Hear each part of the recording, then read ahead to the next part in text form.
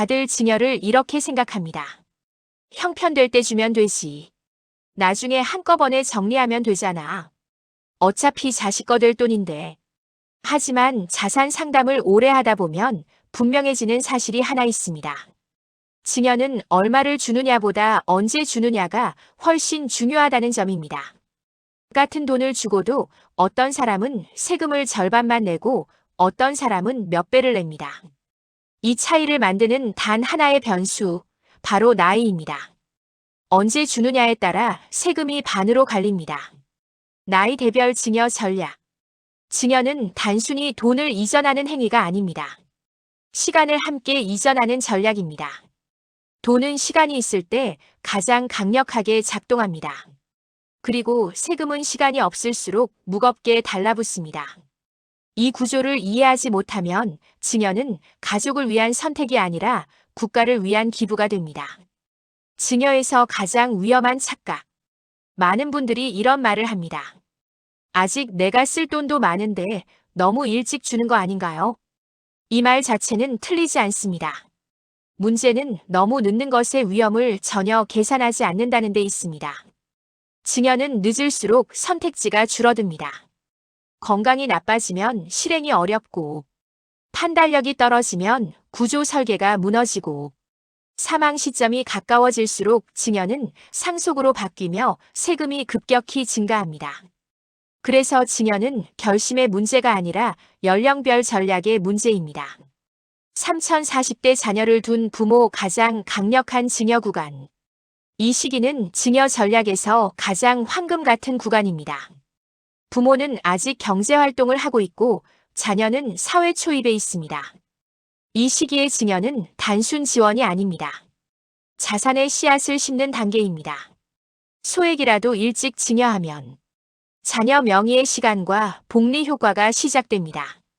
증여세 한도 내에서 나눠주면 세금 부담은 거의 없습니다.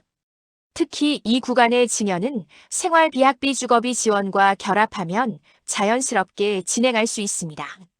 중요한 건 크게 한 번이 아니라 작게, 꾸준히, 계획적으로입니다. 이 시기에 증여를 시작한 가정과 그렇지 않은 가정의 자산 격차는 2020년 후 눈에 띄게 벌어집니다. 50대 부모 증여의 방향을 결정해야 할 시기. 50대는 증여 전략에서 갈림길입니다. 이 시기를 놓치면 이후에는 방어적인 전략밖에 남지 않습니다. 이 연령대의 핵심 질문은 이것입니다. 나는 앞으로 얼마를 쓰고 얼마를 남길 것인가? 막연한 감정이 아니라 숫자로 답해야 할 질문입니다. 은퇴 시점, 연금 수령 구조, 노후 생활비, 의료 간병 가능성. 이 계산이 끝나야 증여의 규모와 속도가 정해집니다. 이 시기의 증여는 자녀 자립 가속화에 초점이 맞춰져야 합니다. 주택 마련, 사업 종잣돈, 장기 투자 기반.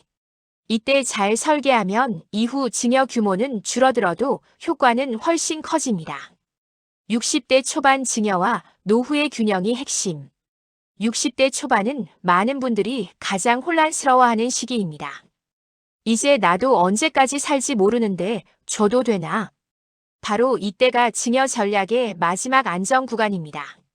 아직 판단력과 실행력이 살아있고 노후 자금의 윤곽도 어느 정도 잡힌 상태입니다. 이 시기 증여의 핵심은 현금 흐름을 해치지 않는 선에서의 이전입니다.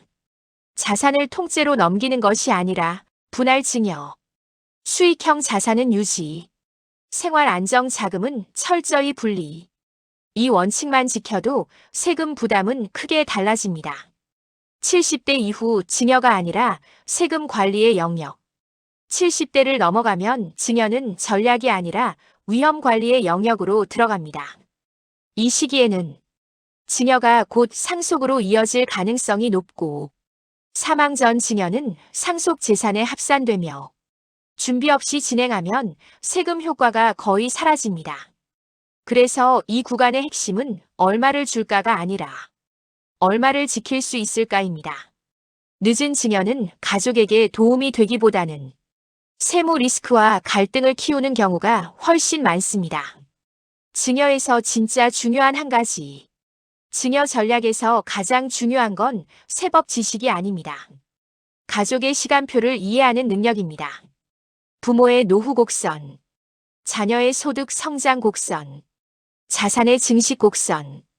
이 세 곡선이 겹치는 지점이 바로 최적의 증여 시점입니다.